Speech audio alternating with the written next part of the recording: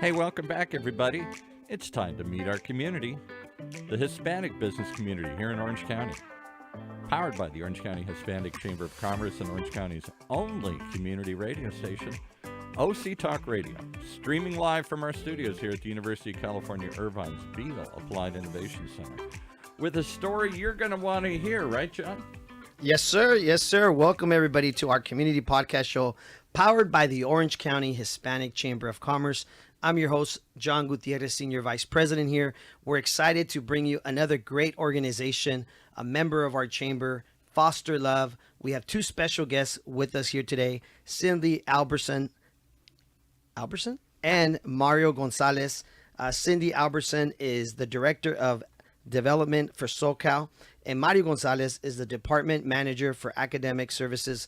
Welcome, Cyndee. Welcome, Mario. Thank you, John. Did I say that right, Cyndee? I just want to make sure. Cyndee Albertson. Albertson. Yes. I'm sorry. Yes. I don't want to say like the store. Yeah. Yeah. I'm sorry. Yeah. Yeah. I used to work for Albertson, so that's why, Oh, I get it. Yeah. That's good. That's good. Years ago, many years ago. But I wanted to, first and foremost, share with our guests that this is a great organization across the nation, right? And we'll get into over 156,000 kids that you all are helping, right? In the community. Right. We'll get into the history of how it was founded, which is a beautiful story by a college student. A college student, Danny Mendoza. Wow, that is just amazing, right? And so being here at the UCI studios, the fact that we're around a lot of the college students, this is going to be a great story to tell. But before we get into that, we the host here in the show, and we love to get to know you all as people. If you don't mind sharing a little bit about yourselves and how you ended up at Foster Love, that would be great. Absolutely. So I'm Cyndee, and I have been in social services for over 32 years. And what brought me to Foster Love was the fact that literally the lives of children who have been tossed away or rescued, their lives are being saved. Their lives are being changed forever. And that appealed to me because I wanted to do something about it. And as a veteran in social services, this organization knocks it out of the park.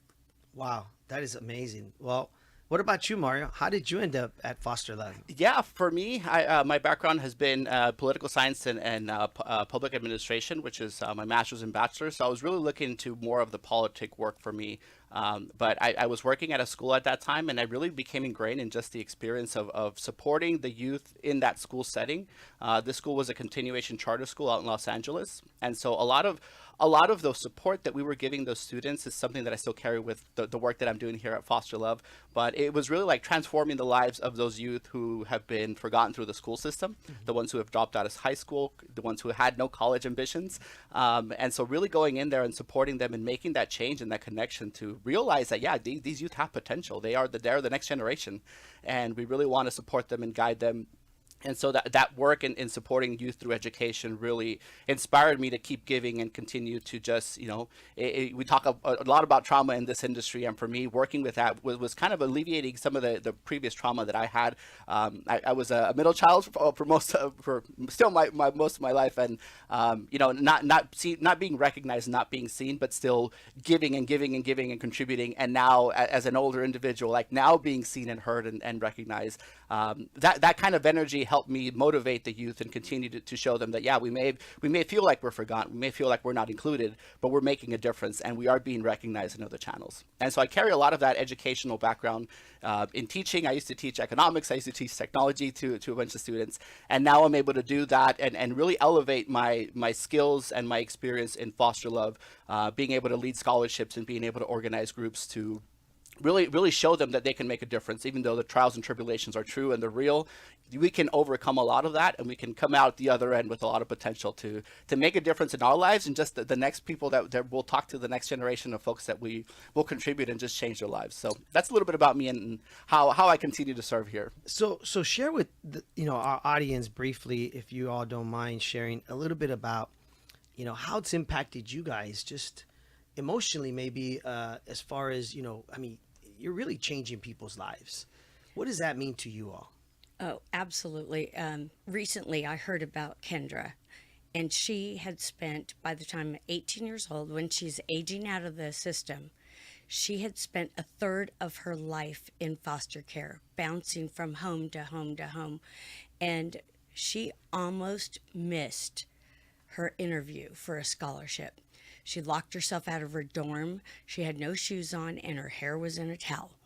And our executive director hunted her down on the campus, found her, stopped and got her some shoes, and Kendra got herself an amazing scholarship. Is she the one on the cover? Yes, she I remember is the one catalog on the cover. you I showed me. wish I could show the Yes. podcast people right now. Yes. This woman overcame so many things. And what I get is, you know what, I may wake up and have a bad hair day, but Kendra literally had no shoes and went in and got herself a scholarship. She became an attorney.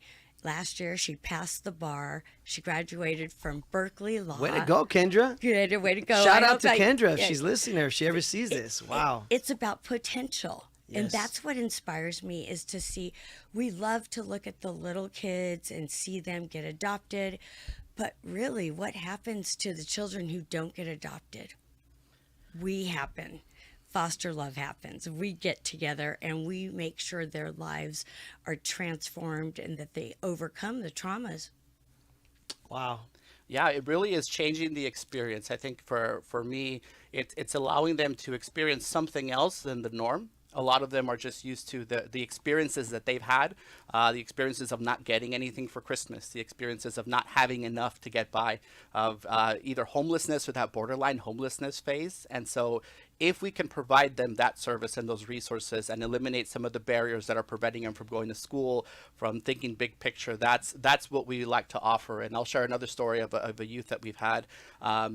This individual, from the get-go, he was amazing. We selected him for a scholarship. Very, very bright individual.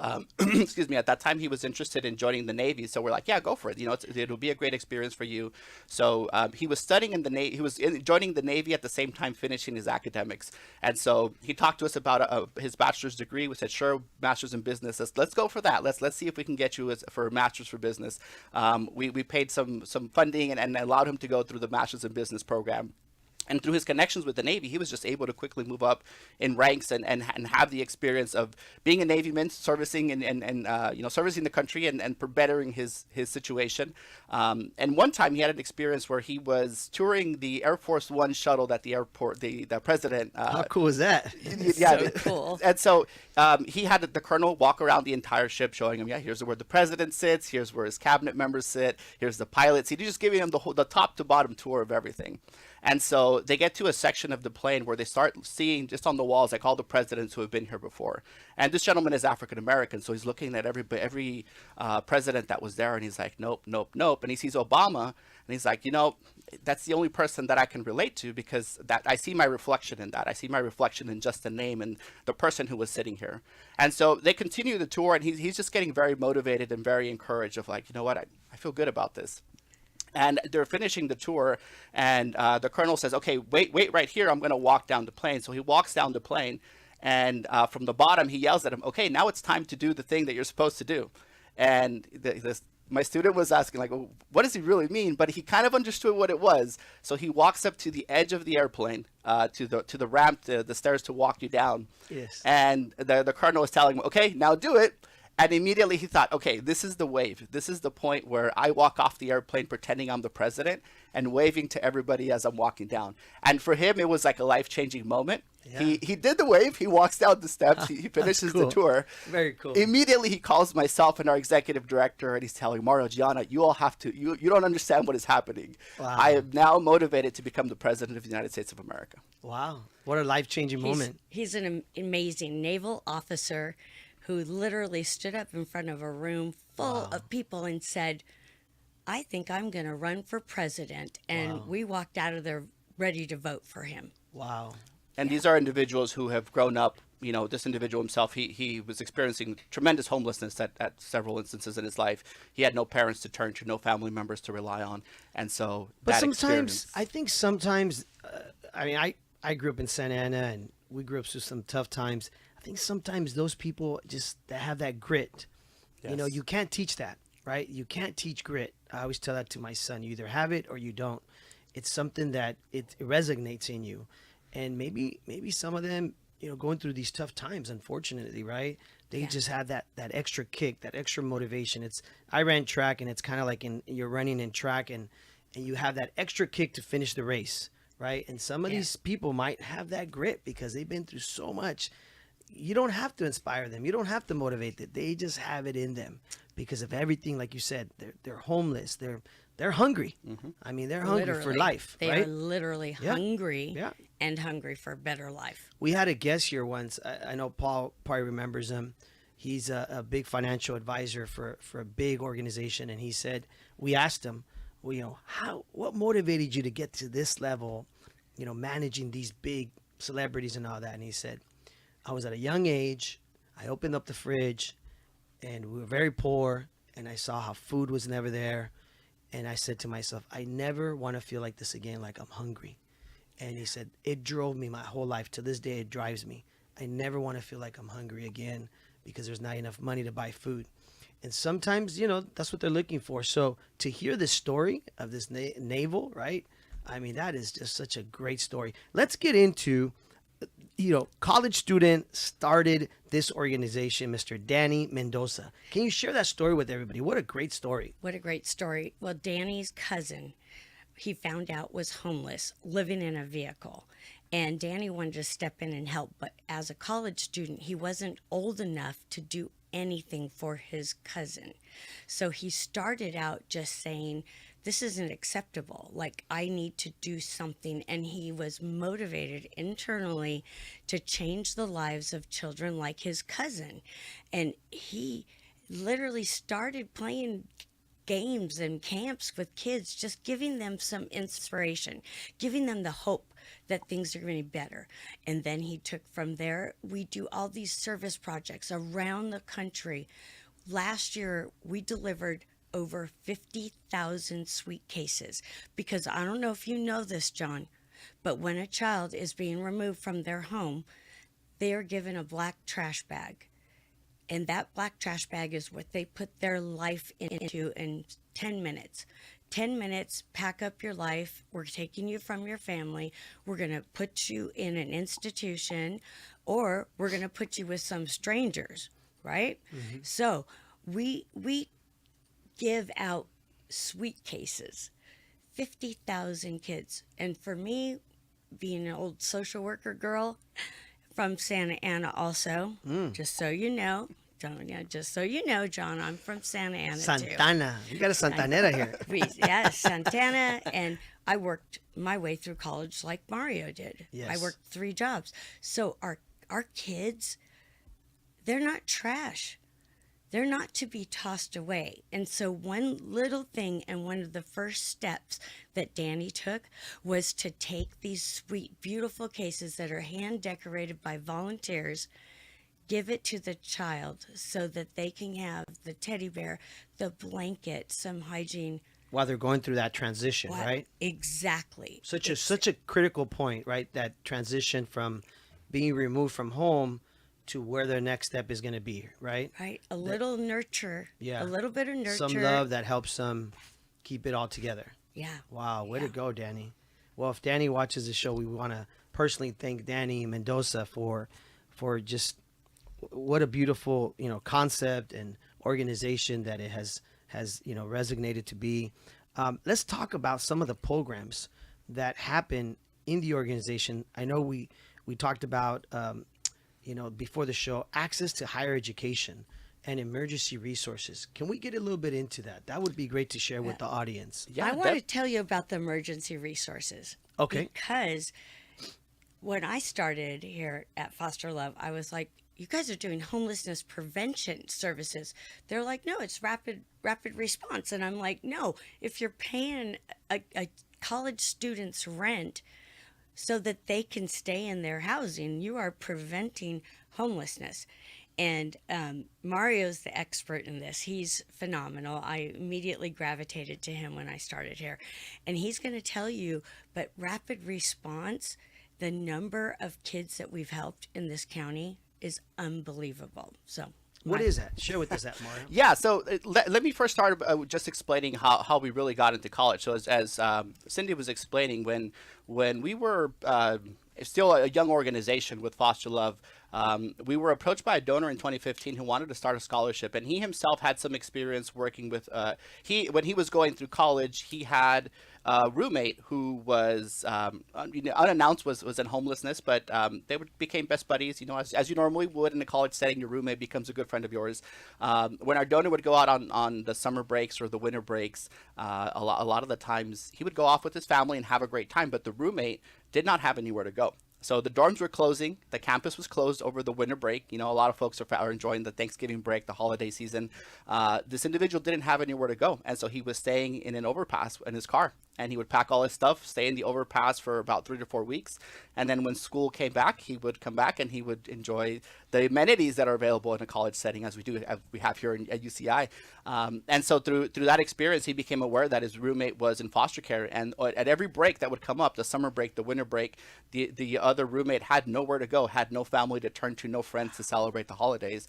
And so that was his experience knowing a little bit more about foster care. So he approached us in 2015 with the idea of starting a scholarship for college foster youth. And the idea for him was like, hey, he's fairly wealthy. And so he said, hey, let's use that wealth to basically cover all the expenses that a youth may have, talking about housing, talking about tuition expenses. Let's eliminate every single barrier that is in their way to make sure that their college experience is a good college experience. Just like most of us, are around the table here, and some of the listeners may have experienced, having access to having tuition covered, having access to having somebody pay your rent, having grocery support, and not having to go day to day struggling for groceries. And so our family fellowship scholarship became a scholarship. And the title is also very important. We were very selective with that title because we wanted to create a family unit around those individuals. For me, I myself had a ton of troubles in college of figuring out what to do, where to go. Some moments where, trying to find roommates for my next apartment was a challenge. And so I never was experienced homelessness on the street, but I was very close to it. I was at that point where I was trying to figure out, like, I'm down to my last $100. Like, where do I go? Do I put money in my car to get to my brother's place? Yeah. And so those experiences are something that I think of every single day. Like, I had hardships, but I had family to rely on. Yes. We have these individuals who do not have family members, or maybe have the distance between their family members where they can't rely on those individuals to be there when they need them. You've mentioned the word family, I would say at least 20 times in the last, whatever it is, 15 minutes we've been on the show. Yeah. And we take for granted, right? We don't realize how important that word is, family. Because to your point, Mario, when I was in college, I went to Chico State up north, and I would drive down with my roommate who lived in Compton. I drop him off, and then I come home to Santana, where I grew up, where we were still living. And it's true. When you take those breaks from Christmas or the summer, you go to family, right? You go be with your family, and then, okay, let me go back to school. Yeah. And you don't realize how critical those points are, right, in your life. And if you have a roommate or a friend or somebody that doesn't have family to go to, like you said, Thanksgiving, Christmas, which is those breaks, that's tough. That's tough as a college student. Yeah, that's and we want to step in and try to fill in some of those gaps. And so that's where the family fellowship steps in with the selection of scholarship students. We now take these students on a winter retreat. So during that winter retreat period, we go with our donor, and he's gracious enough to allow us to stay at one of his cabins. And he's there, he's present with him and his family, and we have a great time as a collective unit, as a family structure. We take them out. We have a great experience with them. We'll take them snowmobiling. We'll take them skiing. That's just powerful. Go have an experience that your friends are having. They're out there. They're snowmobiling themselves. They're studying abroad. They're doing those experiences. And so with this scholarship, we really intended to change that experience for them. Make sure that they feel special, that they feel heard and seen.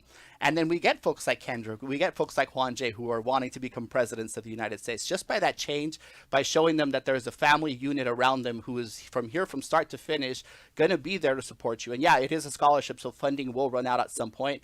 But at that point, we're making family. This is a lifelong journey for a lot of us. And so that's where a lot of my investment in this comes in. Like I feel invested with a lot of these students because they've now become my adopted family, if you will. These are individuals that I talk to every single day, and I engage with them, and they're telling me their stories. I'm like, yeah, man, I'm right now working. I have a professional job and it's tough. And I'm like, yeah, it is tough, but you got it. You can keep going. Yeah. Well, and that's why Giving Tuesday is so important, right? You guys talked about how scholarships are important for these programs, bridging those gaps, right?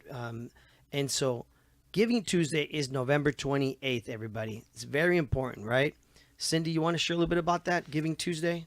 Giving Tuesday is the largest global single day of charity, of giving back to the community. And you're going to, if your inbox isn't full already with Giving Tuesday, come and support us. It's going to be soon, because everybody gets involved and we are all trying to globally make a difference in others' lives. And for us, those are children or young adults or youth that have been in the foster care system. And so for us, you can go to fosterlove.com and sign up. Our Giving Tuesday ad is up there today. We actually have a $25,000 match challenge. So for every dollar up to $25,000, we are going to get that doubled. Wow. So Giving Tuesday for us is one of the largest days. It actually kicks off our year-end giving, and we can wrap up this end of this year. And I don't know how many children we've served yet this year, but we are on our way to having served the 1 millionth child in 2024. Wow. Foster Love is anticipated, if we stay on the trajectory that we're on, sometime in 2024, we're going to have served our 1 millionth child. And changing lives along the way. Wow. Danny Mendoza would have never imagined that when he was in college, right? That No, it was 1 million. It was a volunteer project. Wow. He told me, I've been doing this for years till I realized that CEOs, executive directors actually get paid. And I said, oh, yeah, Danny, that's part of the deal. Yeah. So he turned this just charitable, heartfelt family combination, right? The family bond that he had with his cousin, took it and spread it across the United States. I want to talk a little tiny bit about our service projects, because our corporate partners, they come in and people who donate want to know where their money's going. Of course. So if you want to donate, you can actually sign up to make birthday boxes, STEM boxes. The STEM kits actually come with the scientific experiment. These are distributed all around the country to foster youth. And we actually have bicycle and skateboard program.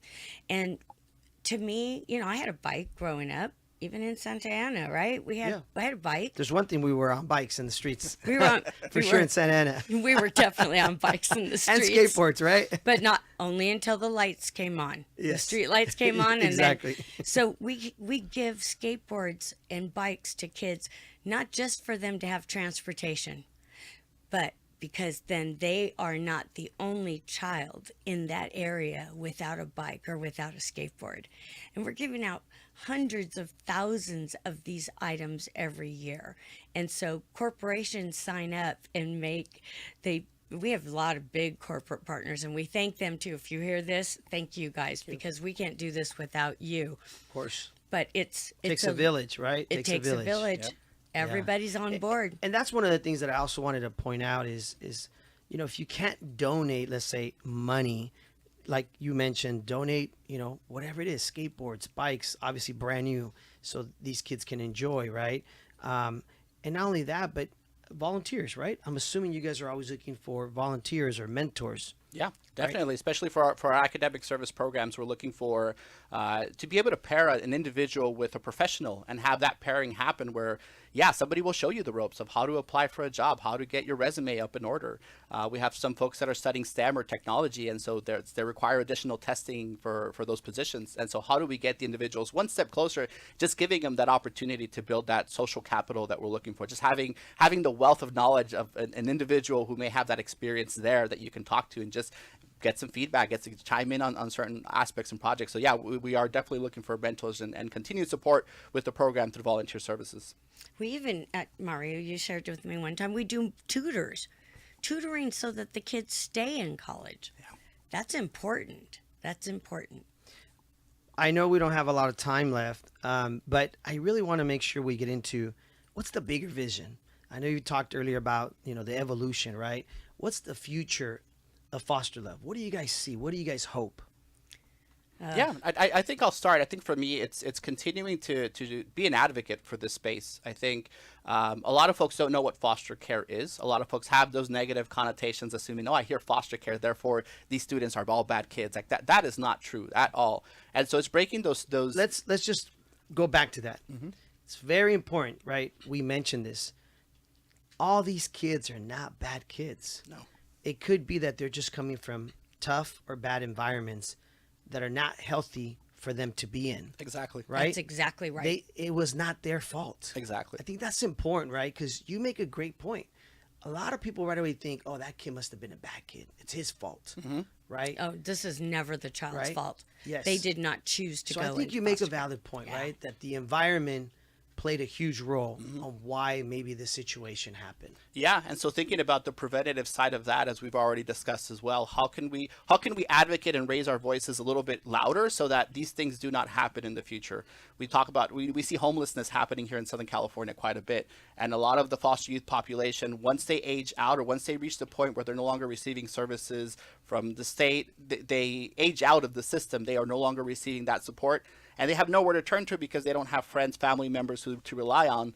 They become homeless. And so how do we work on preventing those issues and thinking bigger picture as a community, as a society, and thinking like we all have these family values? How can we tie those family values as a community to elevate these individuals and change the way our foster youth are treated in America? That's our mission. Yeah. Is to change the way children experience foster care and to recruit good foster parents and to give kids safe places to be. We got 2 minutes left. Why don't we share with the listeners what is a good foster care parent for anybody listening out there? I know Paul Roberts is one of our producers, is a producer here, and he talked about his story. Of course, how him and his wife were our foster parents, right? Yeah. What is the ideal foster parent? Share a little bit about that. Somebody who opens their heart in addition to their home, somebody who treats that foster child as if they are their own child, because in that period of time that you're with them, and kids move 3 to 4 times in their time in foster care. So stay with the child, walk the path with them, and make sure that they have a better future than what they would have had they stayed in the bad situation. Wow. I'm sorry, I got a little emotional thinking of my kids. Yeah. We're parents. Yeah. And the thought of any child being abused is horrific. But 50% of the population, homeless population in the United States, 50% of them were in foster care. Yeah. So we're all about foster love is going to change that trajectory. I get emotional thinking of my 2 boys. We hung out last night for Halloween. We had a blast. All their friends came over. It was just a special moment thinking of, kids having to go through something like this, not having a family, a place to call home. So thank you all for what you're doing. Really, really appreciate everything you're doing. Mr. Danny Mendoza, shout out to you for starting this. What a great organization. Kendra, congratulations. Wow. And this other gentleman, the Naval Academy, Juan J. Davis, running for president. Let's go. Let's go. Foster love up there with the president at the White House. Let's get him on the ballot. Let's go. Well, I hate to say it. We run out of time. I just want to say thank you, Cyndee. Thank you, Mario, for all you're doing. Continue, please, the journey and all you're doing. I just want to say, foster love, please, folks, support them, donate to them. Giving Tuesday's coming. Help this organization continue to grow. And, would love to have you guys come back one of these days and tell another great story. Thank you for being here. Thank you, John. You. Take it away, Paul.